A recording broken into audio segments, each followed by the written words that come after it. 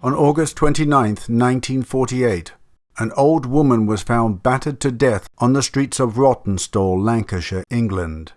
The murder shocked the village. In fact, it was the first recorded murder in the town's history. This is the story of Margaret Allen, also known as Bill. Margaret was a lesbian who dressed in men's clothes and preferred to be called Bill. She had worked as a local bus conductor until being fired for her behavior.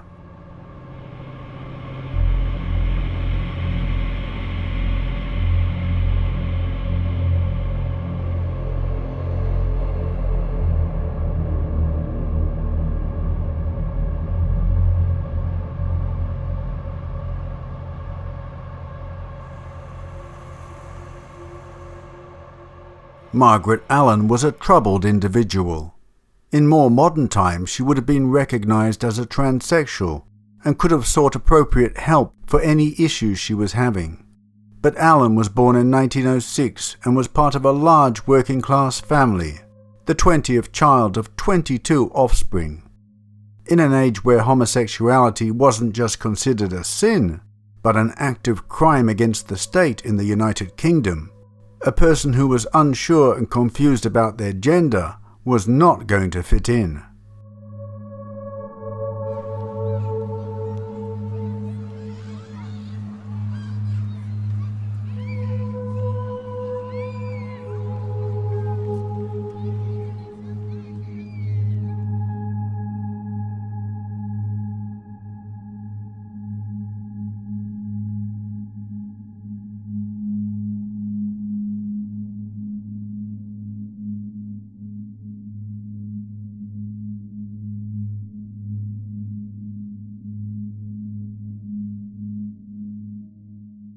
From an early age, she didn't feel feminine and strove to act in a masculine manner.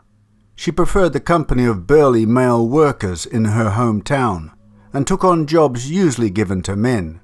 She loaded coal, did various manual labor jobs before finally becoming a bus conductor. Margaret had emotional problems which would cause her to swear, act aggressively, and resort to physical violence. The bus company was forced to fire her for abusing passengers.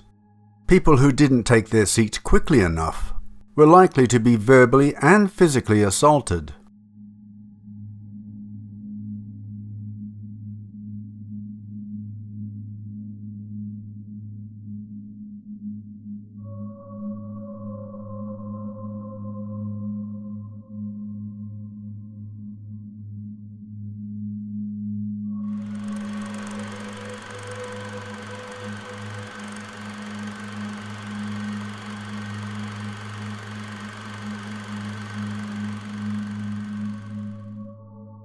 In 1935, Margaret claimed that she had checked into a hospital for what she described as a delicate operation. Later, she suggested that the purpose of this procedure had been to change her from a woman to a man. It seems very likely that she was being untruthful about the nature of any treatment she received. Such surgery was not performed in the UK until 1951, when Roberta Cowell was able to undergo the operation, and even then the operation was done largely in secret. Perhaps she so desperately wanted to change her gender and be accepted as a man, that she sought to convince herself and others that she had been physically altered. Margaret was henceforth known as Bill.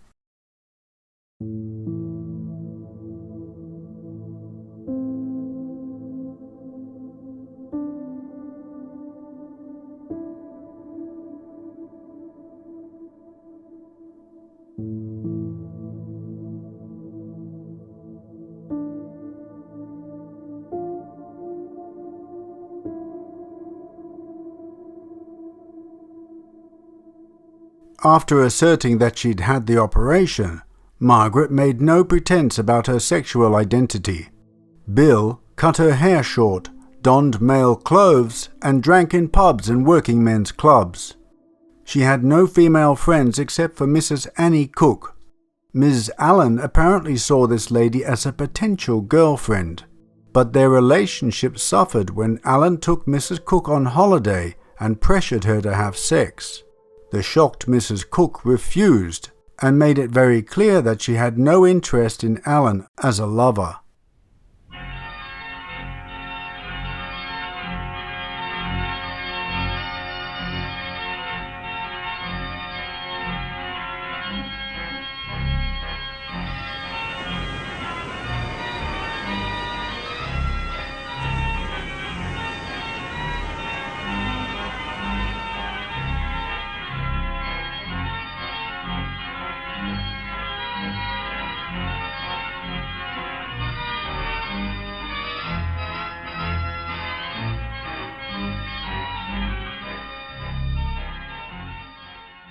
In 1943, when her mother died, Alan was hit hard by it and became even more withdrawn.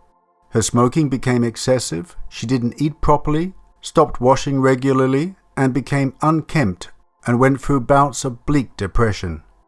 She invested her savings in the purchase of a dilapidated building that once served as a police headquarters, situated on the town's main street, Backup Road.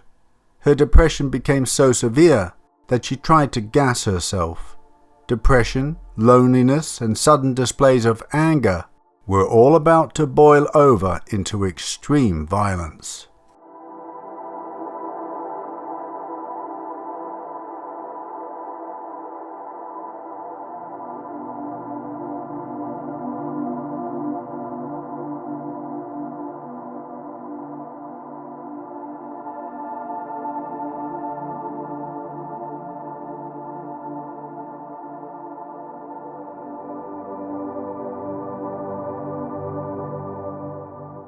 On August 28, 1948, 68-year-old widow Mrs. Nancy Ellen Chadwick, a local eccentric who many found disagreeable, knocked on Alan's door wanting to borrow a cup of sugar. The two women did not get on very well, and Alan found her to be very irritating. Although Mrs. Chadwick appeared to be poor, she was known to carry large sums of money around in a bag. She had a reputation as a miser who would rather ask for charity from others than spend her own cash. According to a friend, Mrs. J. Kane, who talked openly to the Backup Times, Mrs. Chadwick dressed to look poor. She often sat in the public parks counting her money. She was very eccentric and used to roam about on her own.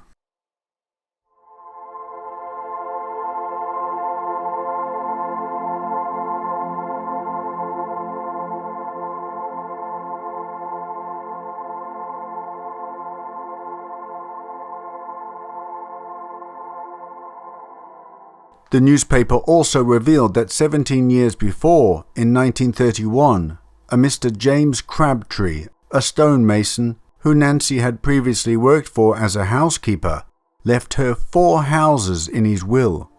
Every fortnight she collected rents amounting to £2.14, which is about £170 in today's money. One of Mrs. Chadwick's 4 sisters, Mrs. Mary Marcroft, shone a light on the life of her strange sister. She told a reporter that Mrs. Chadwick distrusted banks and that around 2 years before, in 1948, she was robbed of £25, which is a sum of almost £2,000 in today's money. This happened when a young man attacked her in Rawtenstall town centre.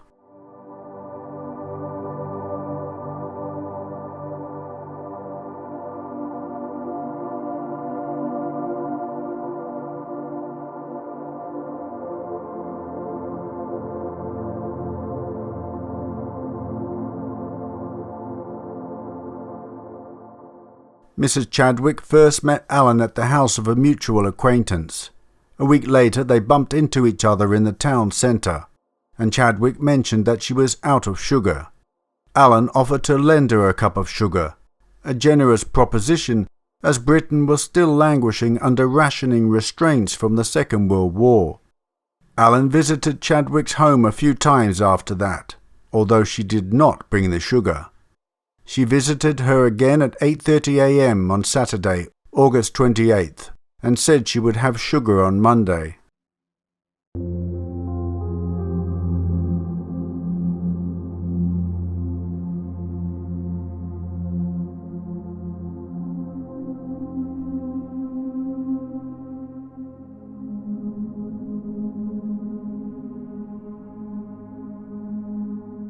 Around 9:20 a.m. on that fateful Saturday morning, Nancy Ellen Chadwick called at Alan's home.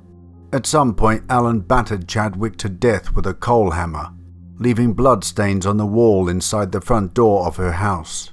She hid the body in the coal cellar. Alan then went out with Annie Cook and had a couple of drinks in the Ashworth Arms before going to bed.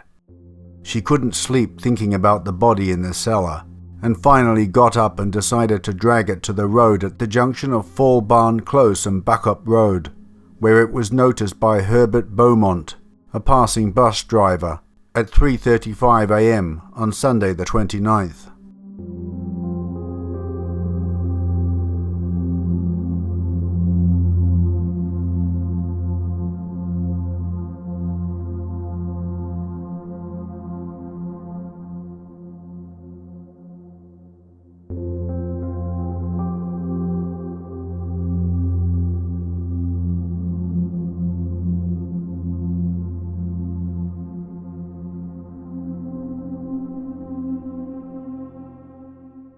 Mrs. Chadwick was lying face down with her grey coat drawn up, partially covering the head wounds.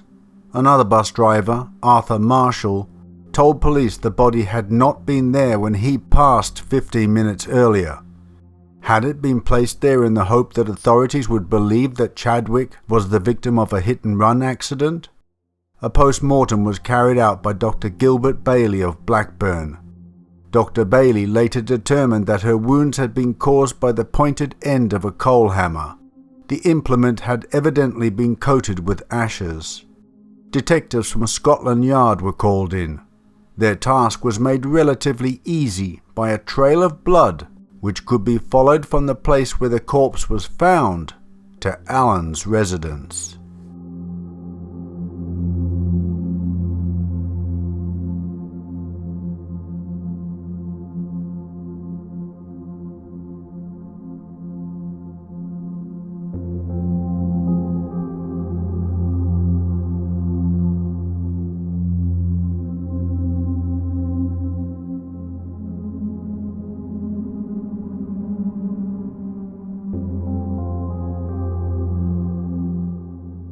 Alan reportedly followed the investigators' footsteps as they worked, staring at them for long periods of time and later rushing to a detective and alerting him to something seen floating in the nearby river Irwell. The object floating in the water was Mrs. Chadwick's bag, empty except for cotton and thread, and without the bundles of cash she usually carried around.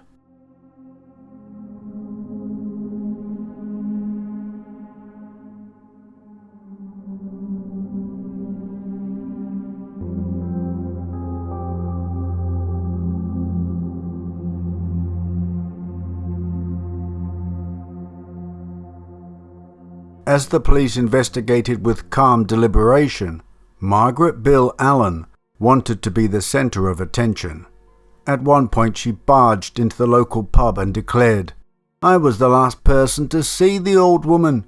For 2 days she returned to the bar to drink stout and share her opinions about the crime with other drinkers and increasingly curious journalists. She was an old fool to sit on a roadside bench counting her money, Allen stated revealingly to her listeners. She also let it be known that the victim had been wearing an underskirt with a hidden pocket.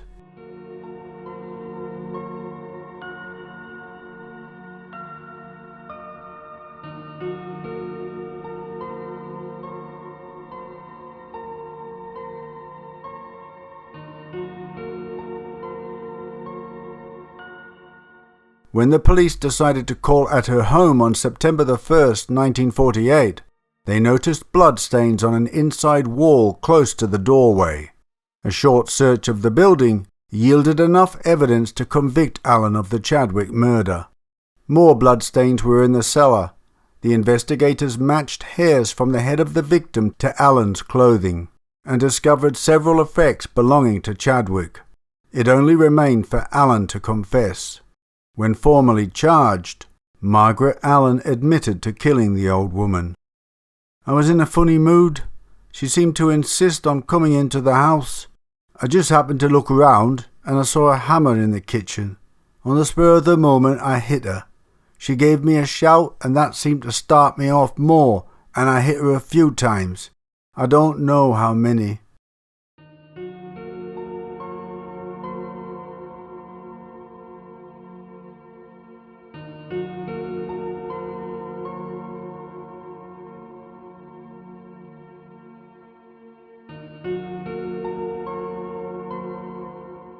She gave no other explanation. At her trial, which lasted 5 hours, she wore male clothing. Despite attempts by her counsel to prove her insane, Allen was found guilty and sentenced to death. Her friend Mrs. Cook created a petition to ask for a commutation, but only 162 people out of the town's population of almost 30,000 signed it. In the condemned cell, Margaret Allen was belligerent and argumentative to the end. She complained about the lack of creature comforts afforded by the prison. For her last meal, she had requested a plate of scrambled eggs. When it was brought to her, she kicked the tray, scattering the food and remarking, "I don't want it, and at least no one else will enjoy it."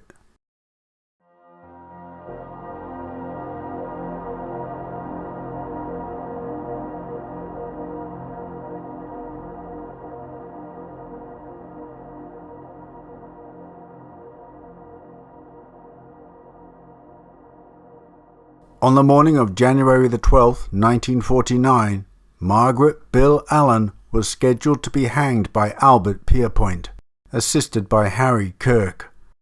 Margaret was not permitted to wear her preferred men's clothing, and was given a prison dress instead. Margaret Allen expressed no remorse, and went to the scaffold in the execution chamber without making any final statement. The chaplain of Strange Ways who witnessed the execution, the Reverend Arthur Walker, testified that Margaret had met her end stoically.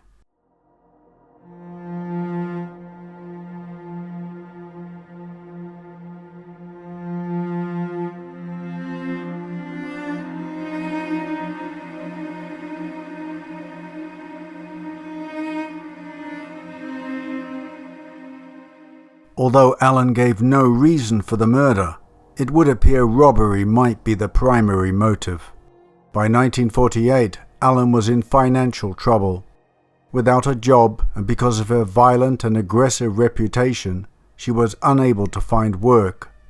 Her unsavory reputation and ill health, which experts later believed was the onset of menopause and continuing depression, meant she had been out of work since January 1948 and was living on 11 shillings a week in welfare and 26 shillings a week in national health sick pay. This would have been the same amount received for 1 day's work by a skilled labourer in 1950.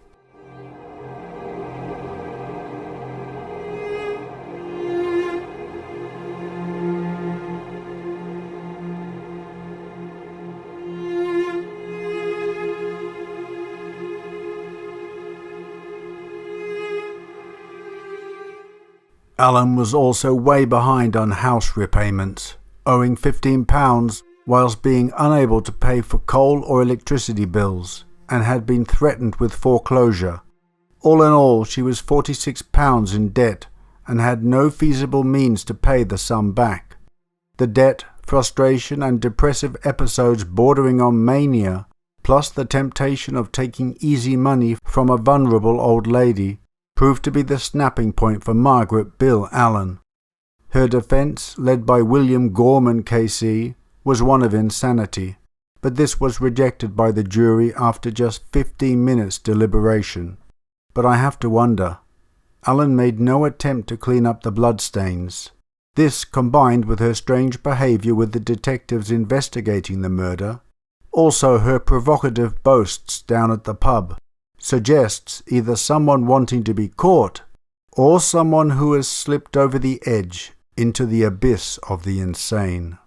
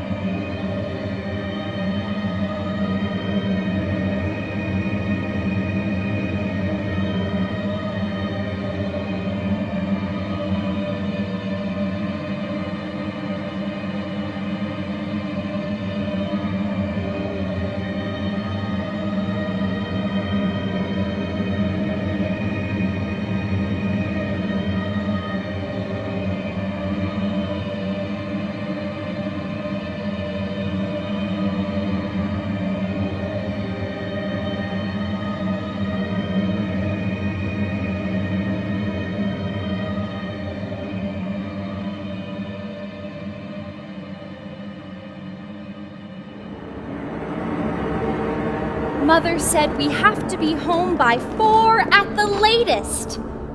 From the court transcripts and police records, I present an obscure German case of an 18-year-old woman who was arrested for the murder of 2 young children.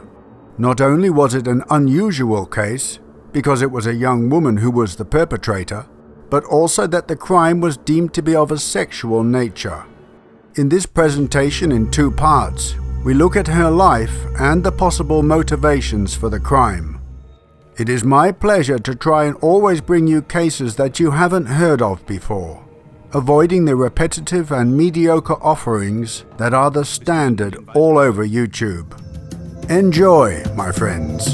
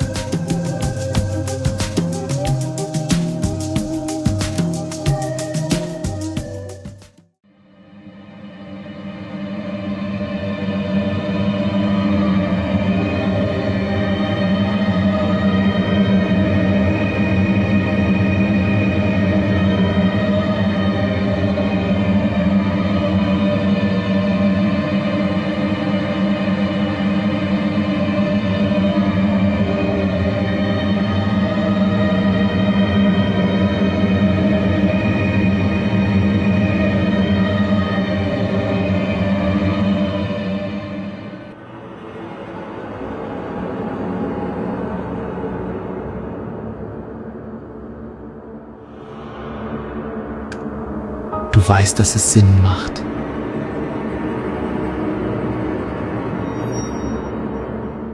From the court transcripts and police records, I present an obscure German case of an 18-year-old woman who was arrested for the murder of 2 young children. Not only was it an unusual case, because it was a young woman who was the perpetrator, but also that the crime was deemed to be of a sexual nature. Du sollst mein Schüler sein. In this presentation in 2 parts, we look at her life and the possible motivations for the crime. Plus, I feature another infamous German case from the early 1900s involving female killers. A case that shocked hardened investigators in Berlin.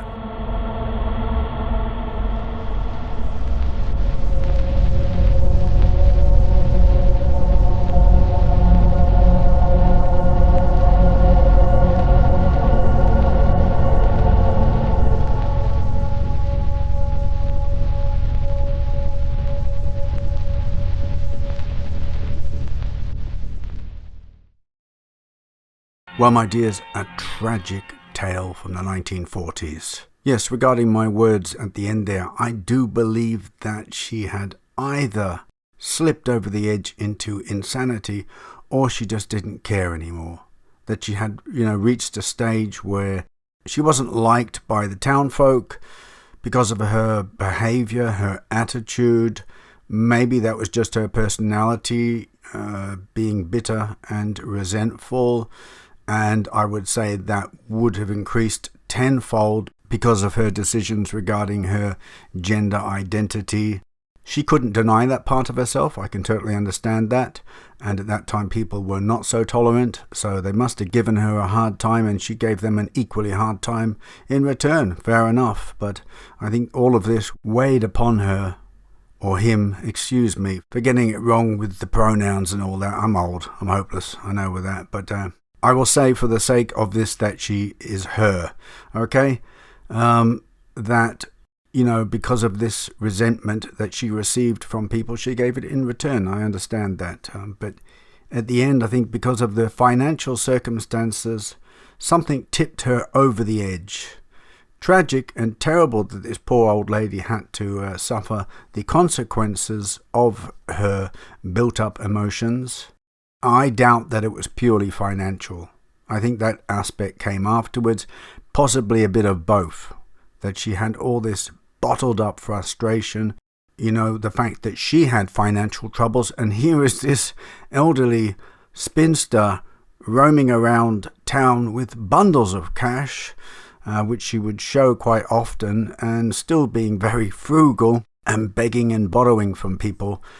This must have been a very annoying thing for Margaret to see, because she had no money. I think these two factors probably are the reason that she exploded in the end. Something would have snapped in her seeing this old lady. Perhaps the old lady was counting her money again, and she just flipped, Margaret that is, and battered her to death and decided to take the money.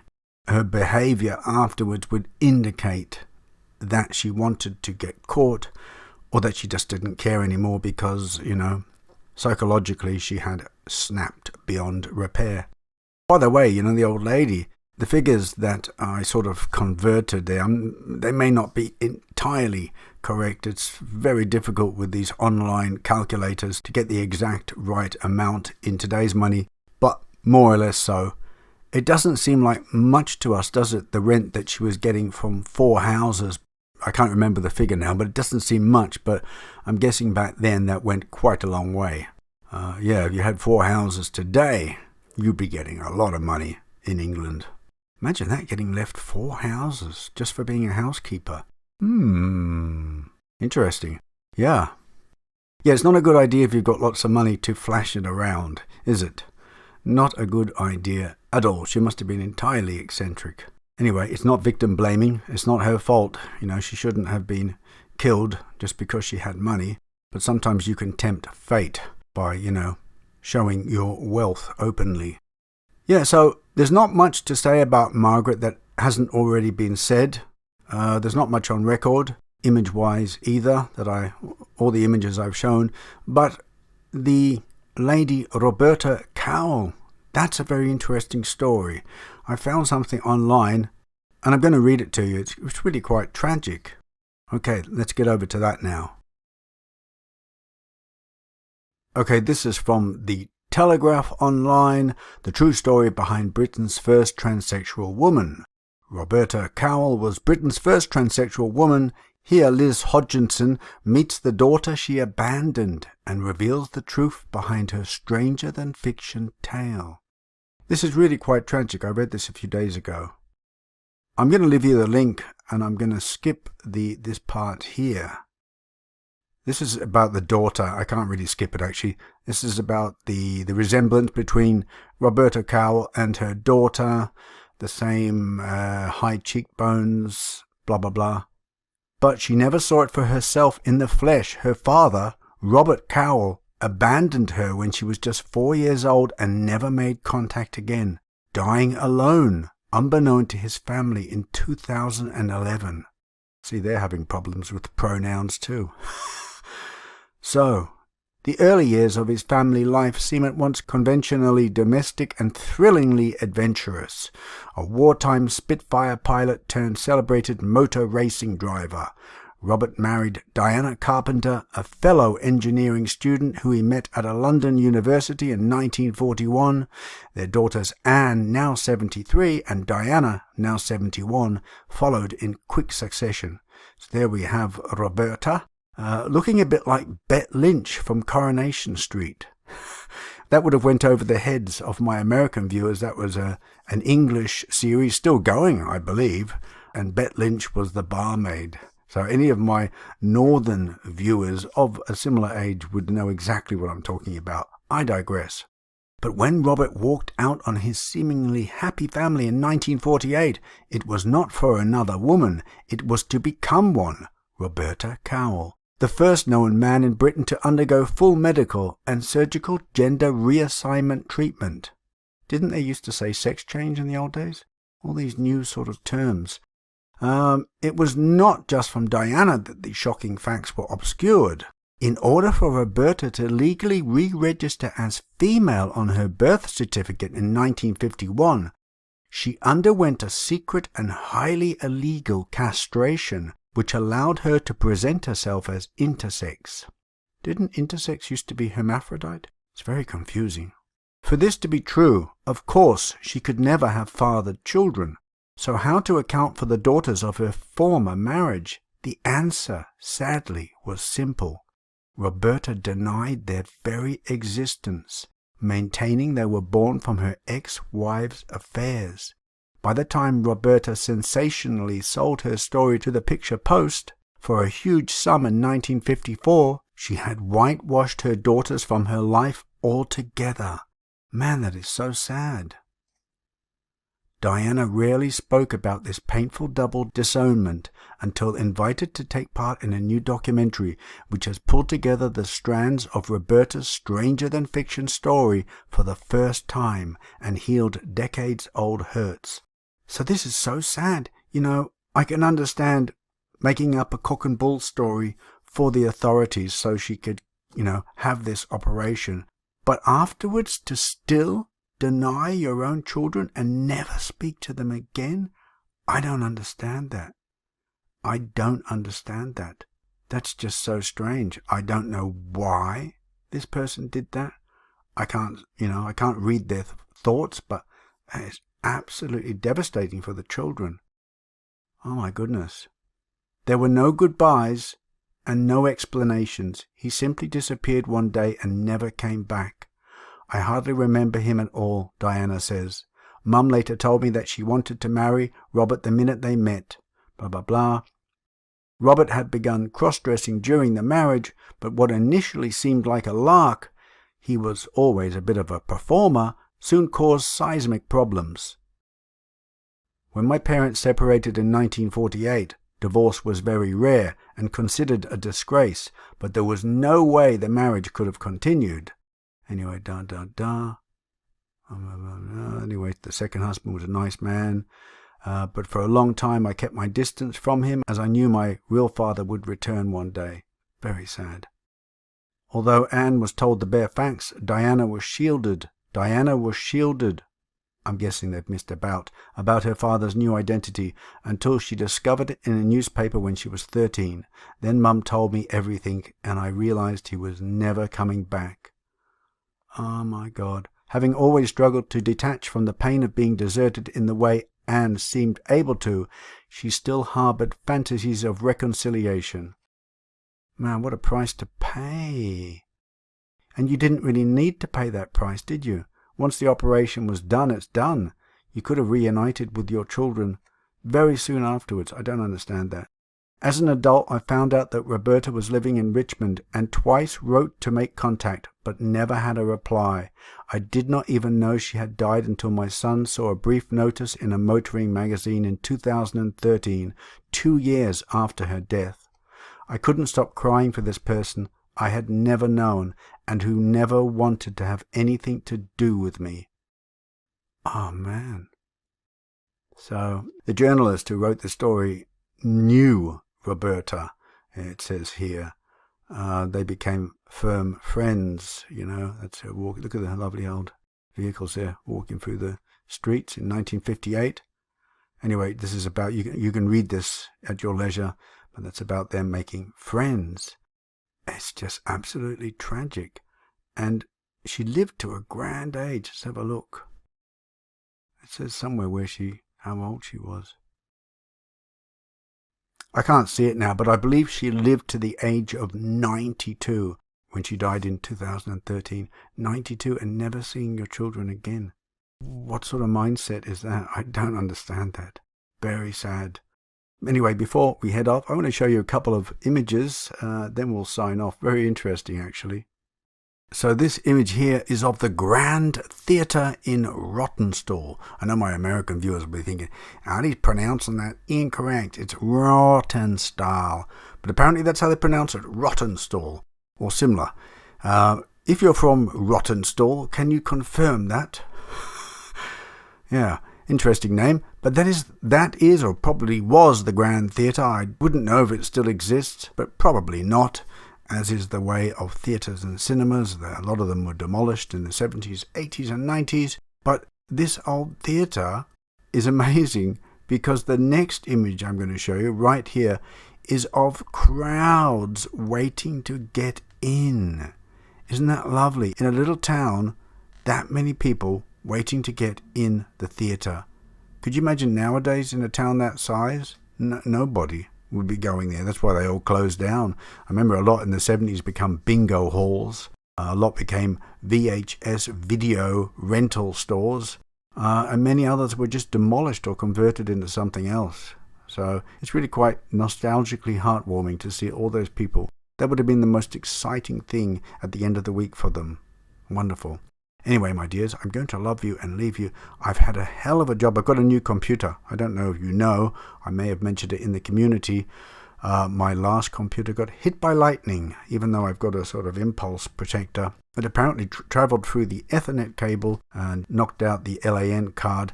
Anyway, the computer was very old. It was a great computer, but now I have a new one. But I had so many compatibility problems with the new Windows 11 accepting my old software. It was a nightmare. I have a computer expert. He did a great job. He was back and forth doing this for weeks until we got it sorted out. There's still a few niggly things, but I guess you have to keep progressing, as they say.